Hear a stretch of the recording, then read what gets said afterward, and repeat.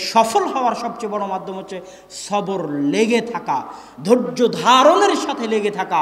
যা কিছু হোক না কেন সবরই আপনাকে বিজয়ী করবে। পৃথিবীতে বিজয়ী হওয়ার সবচেয়ে বড় মাধ্যম হচ্ছে সবর, যার জ্বলন্ত উদাহরণ নাম নিতে চাই না।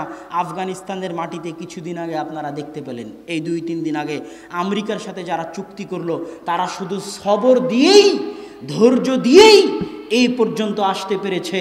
ধৈর্য দিয়েই 20 বছর ধৈর্য। বাপরে বাপরে বাপ! কোথায় ইউসুফ আলাইহিসসালাম, তার বাপ নবী, তার দাদা নবী, তার দাদার পিতা নবী, তার বাপ ইয়াকুব নবী, তার দাদা ইসহাক নবী, তার দাদার বাপ ইব্রাহিম নবী। এতগুলো নবীর সন্তান হওয়ার পরেও, এতগুলো নবীর দোয়া থাকার পরেও ইউসুফ কুয়ায় ঝুলে, কুয়ায় মরে কি বাঁচে। ওখান থেকে কৃতদাস, নবীর ছেলে কৃতদাস, বাপ নবী, দাদা নবী, দাদার বাপ নবী, সে কৃতদাস। কৃতদাস হয়ে মানুষের বাড়িতে কাজ করে, অথচ তার বাপ নবী, তার দাদা নবী, তার দাদার বাপ নবী ইব্রাহিম নবী, ইসহাক নবী, ইয়াকুব নবী, তাদের ছেলে ইউসুফ মানুষের বাড়িতে কৃতদাস হয়ে কাজ করে। আর বাপ কাঁদতে থাকে, কোথায় আমার ছেলে? বাপ কাঁদতে থাকে, কোথায় আমার ছেলে, কোথায় আমার ছেলে? দুইজনই নবী।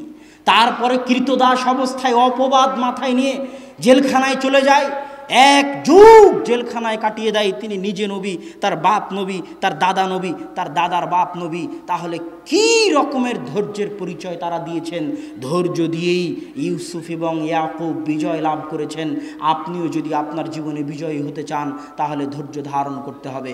আমিও আব্বুকে মাঝে মাঝে বলি যে যত বিপদ আসুক, আল জামিয়া সালাফিয়া রূপগঞ্জ নারায়ণগঞ্জের উপর, আল জামিয়া সালাফিয়া ডাঙ্গিপাড়া পবা রাজশাহীর উপর, সালাফি কনফারেন্সের উপর। এই কয়দিন আগে দেখলাম DBC news channel Abdur Razzaq bin ইউসুফের উপরে 2টি আলাদা আলাদা পর্ব তৈরি করেছে। আপনারা অনেকেই দেখেছেন না? আব্দুর রাজ্জাক বিন ইউসুফের উপর আলাদা পর্ব তৈরি করেছে। একটা বলছে সংবিধান বিরোধী বক্তব্য, আর একটাতে দিয়েছে নারীবাদ বিরোধী বক্তব্য। যত বিরোধিতা আমি দেখি আব্বুর, ফেসবুক সহ আরও বিভিন্ন জায়গায়, সেগুলো দেখে ধৈর্য ধারণ ছাড়া আর এমন কিছু নাই যেটা দিয়ে নিজেকে সান্ত্বনা দেওয়া যাবে। আমিও আব্বুকে বলি যে নারীবাদীরা আপনার শত্রুতা করে, নাস্তিক আপনার শত্রুতা করে, হিন্দু আপনার শত্রুতা করে, ভারতে তো আপনার সফর বন্ধ করে দিয়েছে, তারপরে এই টিভি চ্যানেলগুলো, সাংবাদিকগুলো আপনার শত্রুতা করে, এই মাঝহাবি যারা ভাই আছে তারা শত্রুতা করে কেস টেস দেওয়ার মাধ্যমে। এত শত্রুতার পরও শান্ত হয় না। আমাদের ঘরের যারা দিনী ভাই তারাও পর্যন্ত পিছিয়ে লেগে যায়। তাহলে কি বলবেন? অনেক সময় আফসোস করতে হয় যে আহলে হাদিস দাবি করি, অথচ আমি মনে করি প্রশংসা হিসেবে নয়, আল্লাহ, আল্লাহর কসম, প্রশংসা হিসেবে নয়, এ দেশের মাটিতে শিরক এবং বেদাতের বিরুদ্ধে আব্দুর রাজ্জাক বিন ইউসুফের যত বলিষ্ঠ কণ্ঠস্বর আছে, দ্বিতীয় করো এরকম বলিষ্ঠ কণ্ঠস্বর নাই। এটা প্রশংসা নয়, এটা বাস্তব কথা। এবং যত ঘটনা আমি আব্বুর জীবনে দেখেছি, বক্তব্য দিতে গিয়ে মাঠ ছেড়ে পালিয়ে যাওয়া, রডের বাড়ি নাকের উপর লাগা, নাক ফেটে রক্ত বেরিয়ে আসা, এই যে কঠিন দাওয়াতি মুহূর্তগুলো, বাংলাদেশের আনাচে কানাচে গিয়ে এইভাবে বিপদ বাধা বিপত্তি উপেক্ষা করে দাওয়াত দেওয়া। আমরা তো সোনার চামচ মুখে নিয়ে বড় হয়েছি, আব্বুদের তৈরি করা মাঠে বক্তব্য দিচ্ছি, আমাদের মতো হাজারো বক্তব্য দিচ্ছে। ওই কঠিন দিনগুলো আমাদের দেখার সুযোগ হয়নি, কিন্তু তারপরেও যখন দেখি যে সব সময় বক্তব্যে হাদিস, এখনও যে বক্তব্য দিল, আমার পাশে বসে থেকে আমার একজন বন্ধু বলতেছে যে ওস্তাদজির মতো বক্তব্যে হাদিস কেউ বলতে পারে না। তাহলে যে লোকটা সব সময় বক্তব্যে হাদিস বলে, হাদিসের অনুবাদ করে, শিরক বিদআতের বিরুদ্ধে বক্তব্য দেয়, সে যদি আহলে হাদিস না হয়, আমি জানি না কে আহলে হাদিস। সে যদি সালাফি না হয়, তাহলে আমি জানি না কে সালাফি। অথচ আমাদেরই আহলে হাদিস ভাইয়েরা, আমাদেরই সালাফি ভাইয়েরা যখন এই ধরনের মানুষের পিছনে লাগে, তখন আমি বলি ধৈর্যের পরিচয় দেওয়া ছাড়া এর কোনো রাস্তা নাই। এর সবচেয়ে বড় রাস্তা হচ্ছে ধৈর্য, এর সবচেয়ে বড় রাস্তা হচ্ছে ধৈর্য, এর সবচেয়ে বড় রাস্তা হচ্ছে ধৈর্য। আয়েশা রাদিয়াল্লাহু তাআলা আনহাকে আল্লাহর রাসূল বলছিল, আয়েশা কথা বলো, তুমি যদি অপরাধ করে থাকো স্বীকার করো। ওই সময় আয়েশা বলছিলেন যে আমি যদি আজ স্বীকার করি তাহলে মিথ্যা হবে, আর আমি যদি আজ অস্বীকার করি মানুষ বলবে খারাপ কাজ করে অস্বীকার করতেছে, অতএব আমি কথা বলবো না, আমি ধৈর্য ধারণ করব, ইউসুফের পিতার মতো ধৈর্য ধারণ। মারিয়াম যখন সন্তান কোলে করে নিয়ে বাহিরে চলে আসলো, মানুষ বলছে মারিয়াম মা কানা আবুকা ইমরা সাউইন, মারিয়াম তোমার পিতা তো ব্যভিচারিণী ছিল না, মা কানা তুম্মুকি বাগিয়া, মারিয়াম তোমার মা তো ব্যভিচারিণী ছিল না। মারিয়াম এটা কি?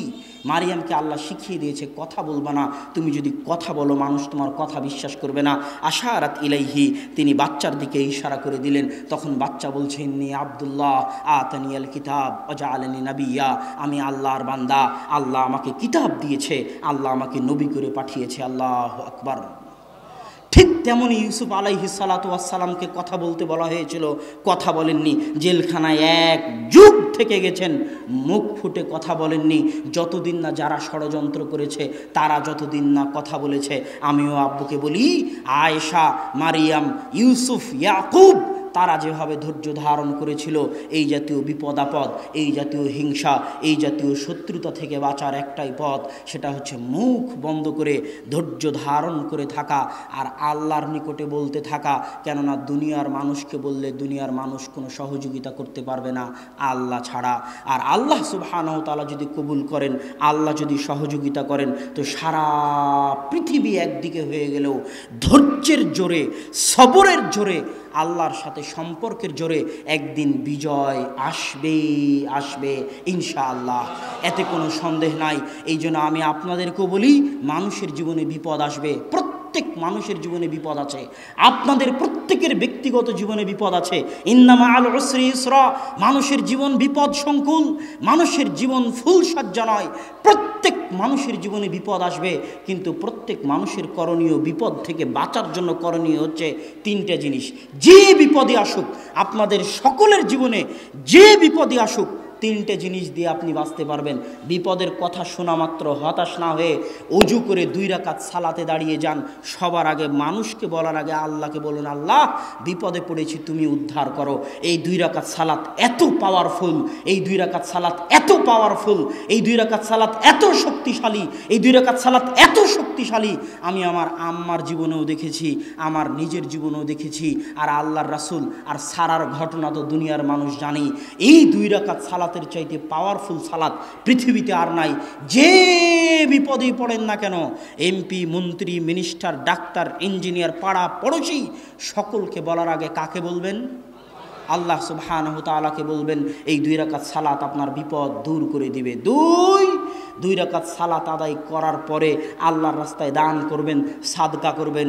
সাদকা মানুষের বালা মুসিবত দূর করে দেয়, এর অনেক দলিল আছে। 3, ধৈর্য ধারণ করবেন, মুখ বন্ধ করে ধৈর্য ধারণ করবেন, যতই কষ্ট হোক মুখ বন্ধ করে ধৈর্য ধারণ করবেন। পরিবেশ একদিন পরিবর্তন হবেই, পরিবেশ একদিন আপনার পক্ষে কথা বলবেই। যেভাবে নবীরা ধৈর্য ধারণ করেছিল সেভাবে ধৈর্য ধারণ করুন, এটাই সফলতার সবচেয়ে বড় মূল মন্ত্র। আল্লাহ সুবহানাহু ওয়া তাআলা আমাদের প্রত্যেকের জীবনকে সাফল্যমণ্ডিত করার তৌফিক দান করুক, আল্লাহুম্মা আমিন।